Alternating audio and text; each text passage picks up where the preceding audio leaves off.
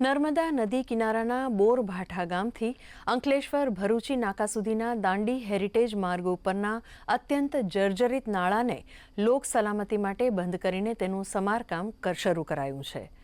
માર્ગ બંધ થતાં બોરભાઠા વિસ્તારના નાગરિકો, વિદ્યાર્થીઓ તેમજ રોજિંદા અવરજવર કરનારાઓ હાલાકીનો સામનો કરી રહ્યા છે।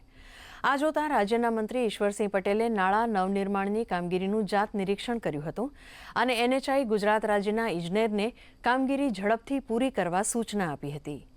અંકલેશ્વરના ભરૂચી નાકા નજીકના આ ગરનાળાનું નિર્માણ વર્ષ 1950માં થયું હતું। બીજે બે બ્રિજ છે, આમ કરીને કુલ 3 બ્રિજ એ 1.5 કરોડના ખર્ચે અને અહીંયાથી ભરૂચી નાકાથી જે અગાઉ નર્મદા કિનારા સુધી રસ્તો જે છે એ 3 મીટરનો હતો, એમાંથી એ 5.5 મીટરનો થશે। આમ કુલ 5.5 કરોડના ખર્ચે આ કામગીરી થનાર છે। અહીં આગળ બોરભાઠાથી અંકલેશ્વર સુધીનો 4.5 કિલોમીટરનો રોડ સેફ્ટીની અંદર વાઇડનિંગનું અને સ્ટ્રક્ચર રિકન્સ્ટ્રક્શનનું કામ શરૂ થયું છે।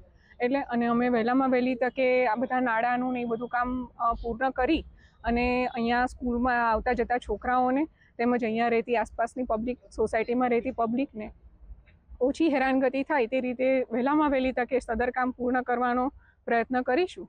એટલે અને સદર કામ 5.5 કરોડની લાગતથી લાગેલું છે। એટલે